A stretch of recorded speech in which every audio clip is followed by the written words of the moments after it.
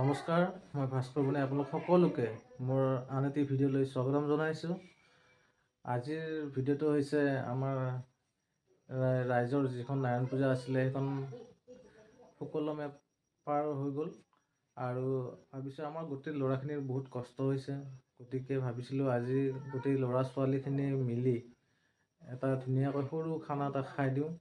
গতিকে আজিৰ ভিডিঅ'টো অলপ বেলেগ ধৰণৰ, গতিকে আপোনালোকে চাব আৰু কেনেকুৱা হৈছে ৰাইজ জনাব, আপোনালোকে কমেণ্ট কৰিব বুলি আশা কৰিলোঁ। আৰু ডাবল ডাবল কেইবাৰ কৰি পুৰা চিজিল কৰি থৈছোঁ হিচাপ কৰি এনেকৈ কেনেকৈ কৈছে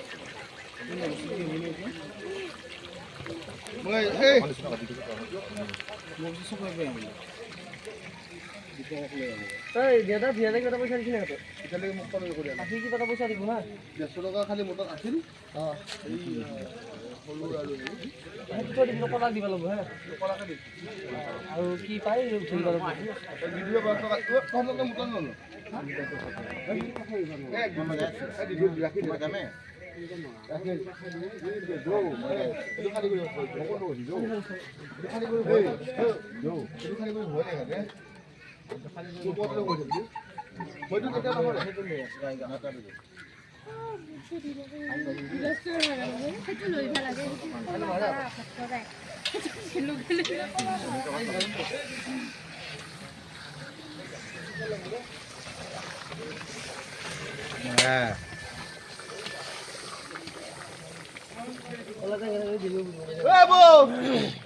বাবা দেউতা হাত হ'ল সেয়া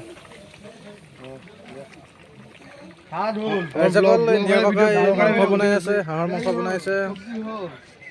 এইটো বাবলু, এইটো আমাৰ ধন।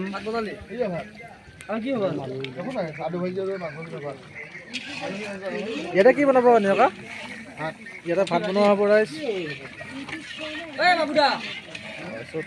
মামা বহি আছে। এইটো মোৰ ভণ্টি ৰেখা বনিয়া।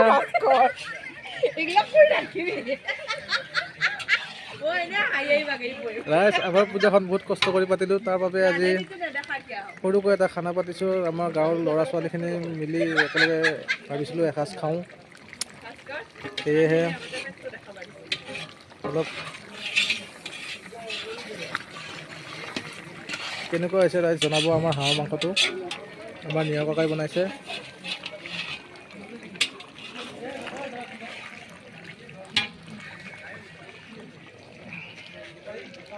আমাৰ এইজন মেইন ৰান্ধনী।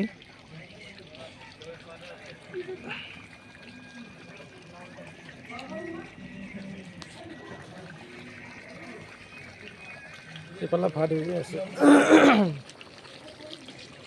এইটো কি বা? বিলাহী। এইটো বিলাহী আছে ইয়াতে। আলু আৰু বিনৰ ভাজি হ'ব।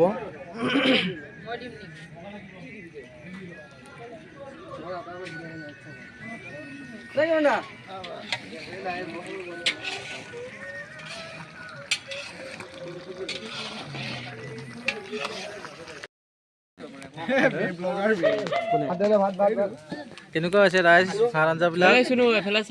কেনেকুৱা হৈছে আঞ্জাবোৰ? বিশাল ভাত কেনেকুৱা হৈছে? কেনেকুৱা হৈছে ভাত আঞ্জাবোৰ? বৰষা কেনেকুৱা হৈছে? ভাত ভাত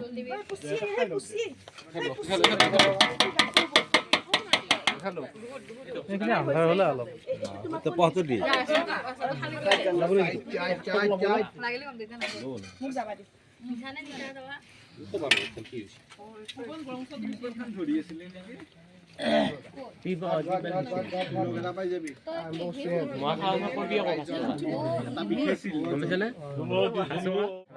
ফাটিলে ভাত খাব লৈছোঁ।